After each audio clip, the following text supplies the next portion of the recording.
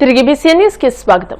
కులాంతర వివాహం చేసుకున్నందుకు తమ కుటుంబాన్ని గ్రామ బహిష్కరణ చేసి గ్రామస్తులు ఇబ్బందులకు గురి చేస్తున్నారని వాకలగరువు గ్రామానికి చెందిన వాతాడి ధనుంజయరావు ఆరోపించారు. పశ్చిమ గోదావరి జిల్లా భీమవరం కలెక్టరేట్ వద్ద దళిత సంఘాల ఆధ్వర్యంలో నిరసన కార్యక్రమం నిర్వహించి కలెక్టర్ చంద్రవడ నాగరానికి వినతిపత్రాన్ని అందజేశారు. యలమంచిలి మండలం బూరుగుపల్లి వాకలగరువు గ్రామానికి చెందిన వాతాడి ధనుంజయరావు వేరే కులస్తురాలైన మౌనికను కులాంతర వివాహం చేసుకోవడం వల్ల సంఘానికి జరిమానా కట్టాలని ఇబ్బందులకు గురి చేస్తూ గ్రామ బహిష్కరణ చేశారని ఆరోపించారు. తమ కుటుంబానికి న్యాయం చేయాలని లేకుంటే ఆత్మహత్య చేసుకుంటామని వారు ఆవేదన వ్యక్తం చేశారు. ఈ కుటుంబానికి దళిత సంఘాలు మద్దతు తెలిపి న్యాయం చేయాలని డిమాండ్ చేశాయి. ఈ సందర్భంగా దళిత ఐక్యవేదిక రాష్ట్ర అధ్యక్షుడు గంటా సుందర్ కుమార్ మాట్లాడుతూ దళితులు వేరే కులస్తులను వివాహం చేసుకుంటే ఇలా బహిష్కరణ చేస్తారా అని ప్రశ్నించారు. దీనిపై అధికారులు విచారణ జరిపించి న్యాయం చేయాలని డిమాండ్ చేశారు. యలమంచిలి మండలం ఊరుగుబెల్లి శివారు వాకలగరువు గ్రామ కాపురస్తులు వీరందరూ వాతాడ ధనంజయరావు అయిన ఈ అబ్బాయి అగ్నికుల శక్తులు అండి. ఈ అబ్బాయి అయితే ఈ అబ్బాయి ఒక ఎస్సీ కులానికి చెందినటువంటి ఎస్సీ మాదిగ అమ్మాయిని మ్యారేజ్ చేసుకోవడం జరిగింది. మాదిగ అమ్మాయిని మ్యారేజ్ చేసుకున్నప్పటి నుంచి ఆ గ్రామంలో వీరి కుటుంబంపై తీవ్ర వేధింపులు గురి చేయటం, వీరికి ఉన్నటువంటి భూములు కూడా వాళ్ళు లాగేసుకుంటాం, ఆ గ్రామంలో వీరిని సాంఘిక బహిష్కరణ వెలివేసి చాలా దారుణంగా ఈ కుటుంబాన్ని హింసిస్తున్నారండి. అయితే మరి ఈ రోజంతా దళిత సంఘాలుగా వారి కుటుంబ సభ్యులంతా కూడా జిల్లా కలెక్టర్ గారికి ఒక వినతి పత్రం ఇవ్వడానికి వచ్చాం. ఉన్నతాధికారులు జిల్లా కలెక్టర్ గారు, ఎస్పీ గారు, ఉన్నతాధికారులంతా కూడా ఈ కుటుంబానికి న్యాయం చేయాలి. ఏదైతే ప్రభుత్వం భూమి ప్రాంతంలో గోదావరి భూములన్నీ వాళ్ళంతా కూడా గ్రామస్తులంతా కూడా సాగు చేసుకుంటున్నారు. మరి వీరు కూడా అలాగే సాగు చేసుకుంటున్నారు. వీరిని సాగు చేసుకోకుండా వారి తీవ్ర స్థాయిలో మరి వీళ్ళని అడ్డుకుంటాం, వేధించటం, వీరి మీద దాడి చేయటం అనేది కార్యక్రమాలు చేస్తున్నారు. అవన్నీ అరికట్టి ప్రభుత్వ అధికారులు ఈ కుటుంబానికి న్యాయం చేయాలి. ఈ అమ్మాయిని ఎవరైతే మరి ఎస్సీ క్యాస్ట్తో చుట్టారో, ఎస్సీ కులం పేరుతో వేధిస్తున్నారో వారందరిపై ఎస్సీ ఎస్టీ అట్రాసిటీ కేసు నమోదు చేయాలని ఈ సందర్భంగా కుటుంబంలో ఏమి ఇబ్బందులు ఏమి లేవు. మాది వాకలగరువు గ్రామం అండి, యలమంచిలి మండలం, ఊరుగుపల్లి పోస్ట్ అండి. మా పెళ్ళైన కాడి నుంచి మా గ్రామం నుంచి ₹1,00,000 కట్టమన్నారండి. కట్టమంటే ఏంటంటే నువ్వు ఇలా కులాంతరం వివాహం చేసుకుని వచ్చావు, వేరే కుల అమ్మాయి పెళ్లి చేసుకుని వచ్చావు, ₹1,00,000 కట్టమన్నారండి. ₹1,00,000 అంత మేము ఎక్కడ తీసుకడతాం మేము కట్టలేకపోయినామండి. నేను డబ్బు కట్టిన గురించి మాకు గ్రామంలో సీటు పాటలు ఉంటాయండి, అవి ఆపేశారు మమ్మల్ని. సీటు పాటలు కూడా ఆపేసి అలాంటి సాగు చేసుకుంటే అట్లు కూడా ఆపేసి నానా రకాలుగా ఒక రకంగా కాకుండా ఏ రకంగా వాళ్ళకి ఎలా వీలుంటే అలాగా మా కుటుంబాన్ని హింస పెడతా ఉన్నారండి. న్యాయం చేయమని మేము కలెక్టర్ గారిని కోరడం అయిందండి. ఇది రెండోసారి అండి. ఇది ఆల్రెడీ అంతకుముందు కూడా పెట్టామండి. ఇది అంతకుముందు పెడితే మా ఊర్లో రాజకీయ వ్యక్తి ఆయన ఇది జరగనివ్వకుండా ఆపేశాడండి. ఇది ఈసారి మాకు న్యాయం కూటమి ప్రభుత్వం వచ్చాక తెలుగుదేశం నాయకులు ఒకవైపు కురుబ కులస్తులను దారుణంగా నరికి చంపుతూ ఇంకోవైపు శ్రీ భక్త కనకదాస విగ్రహానికి పూలమాలలు వేసి ప్రేమ ఉన్నట్టు నటిస్తున్నారని మాజీ ఎంపీ గోరంట్ల మాధవ్ ఆగ్రహం వ్యక్తం చేశారు. తాడేపల్లిలోని వైసీపీ కేంద్ర కార్యాలయంలో ఆయన మీడియాతో మాట్లాడుతూ కురుబ కులస్తులను జగన్ గడిచిన 5 ఏళ్లు భుజాన మోస్తే కూటమి ప్రభుత్వం వచ్చాక టీడీపీ నాయకులు కాలి కింద వేసి తొక్కుతున్నారని విమర్శించారు. మర్డర్లు మీరే చేసి ఓదార్చడానికి కూడా మీరే రావడం కురుబలకు వెన్నుపోటు పొడవమేనని గోరంట్ల మాధవ్ మండిపడ్డారు. రాజీనామా చేయాలి అంటే ఒక 10 రోజుల తర్వాత రాజీనామా చేస్తానంటే దాన్ని కూడా వినకుండా దారుణాతి దారుణంగా బండారు వీరన్నను, కురువ కులానికి చెందిన బండారు వీరన్నను దారుణాతి దారుణంగా హత్య చేయడం జరిగింది. ఇంకా ముందుకెళ్తే కనగానపల్లి హెడ్ క్వార్టర్లో మురళి అనే ఒక అబ్బాయిని దారుణాతి దారుణంగా తెలుగుదేశం పార్టీకి సంబంధించిన వ్యక్తులే మర్డర్ చేస్తే ఆ పిల్లవాని తల్లిదండ్రులు 5-6 నెలలు గడవక ముందే ఇద్దరు తల్లిదండ్రులు కూడా గుండెవలిగి చనిపోవడం జరిగింది. ఇంత దారుణాలకు ఒడిగడుతూ ఈరోజు మళ్ళీ లోకేష్ బాబు భక్త కనకదాసుకు దండ వేయడం అనేది చాలా హాస్యాస్పదంగా ఉంది. అయ్యా లోకేష్ బాబు, నువ్వు మా కనకదాసుకు దండను వేసినావు, ఆయన జయంతికి వచ్చినావు, రేపు మా లింగమయ్య వర్ధంతిని చేస్తాం, వర్ధంతికి కూడా నువ్వు వచ్చి అక్కడ మేం చేసినది తప్పు క్షమించమని కోరుకుంటే అప్పటికైనా మీ పాపం కొంత కాకుంటే కొంత తగ్గుతుందని నేను భావిస్తున్నాను. మర్డర్లను మీరే చేస్తున్నారు, మానభంగాలను మీరే చేస్తున్నారు, మళ్ళా ఓదార్చడానికి కూడా మీరే వస్తున్నారు. ఇలాంటి కార్యక్రమాలకు మీరు పులి స్టాప్ పెట్టాలి. గౌరవ జగన్మోహన్ రెడ్డి గారు లింగమయ్య హత్య జరిగినప్పుడు అక్కడికి వస్తే కురువ కులస్తుల మీద ఒక 50-60 మంది మీద కేసులు పెట్టినారు. మీరు లింగమయ్య ఆత్మకు శాంతి కలగాలంటే ఆ 50-60 మంది కురువల మీద ఎవరి మీదైతే కేసులను పెట్టారో ఆ కేసులను విత్డ్రా చేసుకుంటే లేదా ఆ కేసులను మాఫీ చేస్తే లింగమయ్య ఆత్మకు శాంతి అయినా కలుగుతుంది. దయచేసి మర్డర్ చేసి పాడను మోసేదానికి కానీ, జయంతికి వచ్చిన వాళ్ళు వర్ధంతికి రావటం కానీ, మీరు చేసే ఈ దుర్మార్గమైన కార్యక్రమాలకు పులి స్టాప్ పెట్టాలి.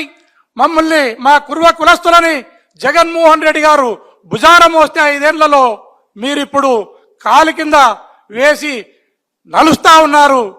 మా మెడలలో దండలు వేయాల్సిన అక్కర్లేదు, మా నెత్తి మీద బండలు వేయకుంటే అదే 10,000 ఈ కూటమి ప్రభుత్వానికి ఎస్పెషల్లీ లోకేష్ బాబుకు విజ్ఞప్తి చేస్తున్నాను. దయచేసి ఇలాంటి కక్ష సాధింపు కార్యక్రమాలను కురువ కులస్తుల మీద చేసే కార్యక్రమాలకు పులి స్టాప్ పెట్టి కురువ కులస్తులను ఆత్మగౌరవంతో బతికే విధంగా మా బ్రతుకులు మమ్మల్ని, మా మానాన మమ్మల్ని బ్రతికే విధంగా మీరు సెలవిస్తే చాలని సందర్భంగా తెలియజేస్తున్నారు. రైతుల సంక్షేమానికి కూటమి ప్రభుత్వం కట్టుబడి ఉందని, రైతులు పండించిన చివరి ధాన్యం గింజ వరకు ప్రభుత్వం కొనుగోలు చేస్తుందని Unguturu MLA Pachamatla Dharmaraju, AP Apcob chairman Ganni Veeranjaneyulu పేర్కొన్నారు. ఏలూరు జిల్లా భీముడోలు మండలం గుండుగొలను సొసైటీ ఆవరణలోని రైతు సేవా కేంద్రం వద్ద ధాన్యం కొనుగోలు కేంద్రాన్ని ఎమ్మెల్యే ధర్మరాజు గన్ని ప్రారంభించారు. ధాన్యం మాయిశ్చర్ మిషన్ ను ప్రారంభించి పనితీరును పరిశీలించి పలు విభాగాలను ప్రారంభించారు. ఇటీవల సేకరించిన ధాన్యపు లోడు లారీని జెండా ఊపి మిల్లుకు తరలించారు. వ్యవసాయ, రెవెన్యూ సిబ్బందికి ధాన్యం సేకరణకు పలు సూచనలు చేశారు.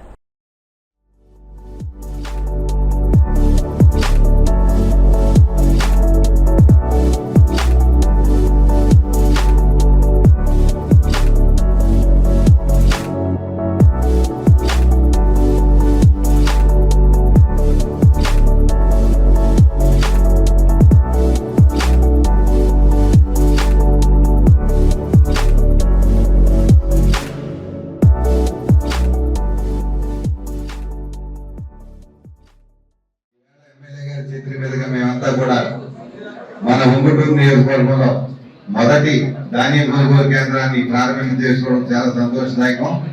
ఖచ్చితంగా రైతులకు ఇబ్బంది లేకుండా చూసుకునే బాధ్యత ఎమ్మెల్యేగా ధర్మరాజు గారు కానీ, మేము కానీ, అవసరమైతే ఎంపీ గారితో తీసుకొని ధాన్యం అమ్మటంలో కానీ, ఇక్కడ మాయిశ్చరైజ్ తీసుకోవడంలో కానీ అంతా కూడా అగ్రికల్చర్ డిపార్ట్మెంట్ వారు, రెవెన్యూ డిపార్ట్మెంట్ వారు పూర్తిగా మన రైతులందరికీ కూడా సహాయకారిగా ఉంటామని చెప్పి తెలియజేసుకుంటూ, రైతులందరికీ కూడా ఎమ్మెల్యే గారు కానీ, మేము కానీ ఎప్పుడు ఏ అవసరం సరే మీకు అందుబాటులో ఉంటామని చెప్పి ఈ రోజు ప్రారంభించడం. ఈ రోజు దాని ద్వారా రైతులు ఎవరు కూడా ఇబ్బంది పడకుండా, అంటే అందరికీ కూడా రకరకాల అపోహలు ఉన్నాయి. పర్సంటేజ్ బట్టి తీసుకుంటారని చాలా మంది చెప్తూ అయింది జరిగి, మనం పండించిన ప్రతి గింజ కూడా ఈ కూటమి ప్రభుత్వం కొనడానికి సిద్ధంగా ఉంది. అలాగే మన రైతు సోదరులు 1 PR 126 పండించుకోవాలి, దాని మీద మాకు లాభదాయకంగా ఉంటుందని చెప్తే వాటికి ప్రత్యామ్నాయంగా, అంటే దాన్ని కొంచెం వేరే దేశాలకి ఎక్స్పోర్ట్ చేసినప్పుడు రిజెక్ట్ అవుతున్నాయి కాబట్టి దానికి ప్రత్యామ్నాయ రకాలని మనకు అధికారులు తెలియజేస్తారు. అధికారులను సంప్రదించి దానితో సమానంగా వచ్చే వాటిని మీరు ఏర్పాటు చేసుకుని మీరు కూడా సహకరించాలి. మీరు అడిగిన దాన్ని కూడా ప్రభుత్వం దృష్టికి, అలాగే కలెక్టర్ గారి దృష్టికి కూడా తీసుకువెళ్తాం.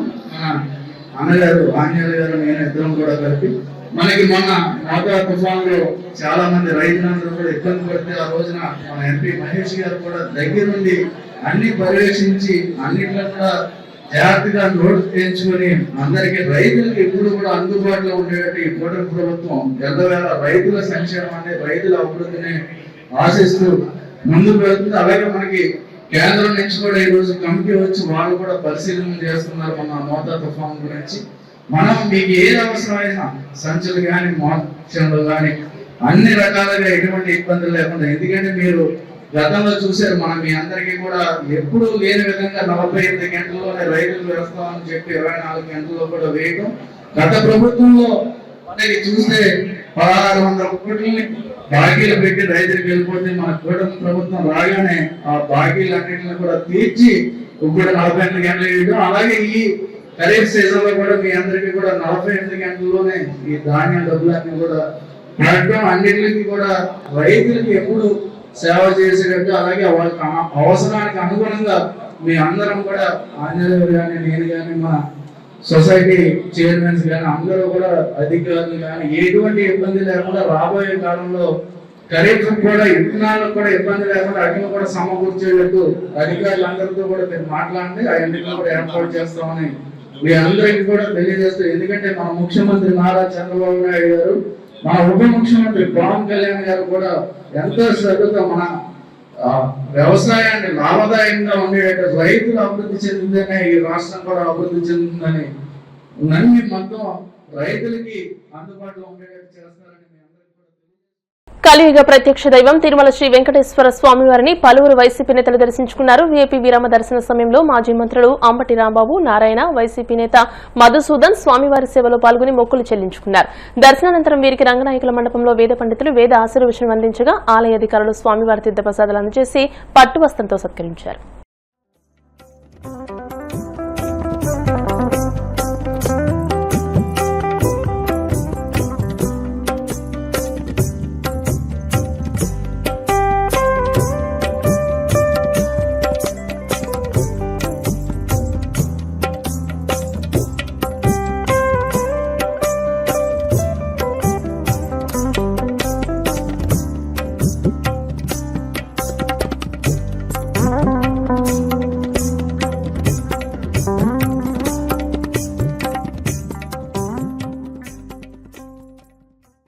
వార్తలు ముగించే ముందు ముఖ్యాంశాలు మరోసారి. కలగంపూడి గ్రామంలో 55 లక్షలతో చేపట్టనున్న జలజీవన్ మిషన్ పనులకు శంకుస్థాపన చేసిన మంత్రి నిమ్మల, తాగునీటి అవసరాలకు అధిక ప్రాధాన్యతనిస్తున్నామని స్పష్టీకరణ. గుంటూరులో పలు అభివృద్ది పనులను పరిశీలించిన కేంద్ర మంత్రి పెమ్మసాని, ఇన్ఫ్రాస్ట్రక్చర్ ప్రాజెక్టు పనులు వేగంగా జరుగుతున్నాయని వెల్లడి. రాష్ట్రానికి పెట్టుబడులు రావడం వైసీపీ అధినేత జగన్ కు, ఆయన అనుచరులకు నచ్చడం లేదు. తీవ్ర స్థాయిలో ధ్వజమెత్తిన విశాఖ ఎంపీ శ్రీభరత్. తిరుమల శ్రీవారిని దర్శించుకున్న పలువురు వైసీపీ నేతలు, ఆలయ మర్యాదలతో స్వాగతం పలికిన అధికారులు. ఈ వార్తలు ఇంతటితో సమాప్తం. మరిన్ని వార్తల కోసం BCN digital YouTube channel, Facebook page ని ఫాలో అవ్వండి. అప్డేటెడ్ వార్తల కోసం ప్లీజ్ సబ్స్క్రైబ్.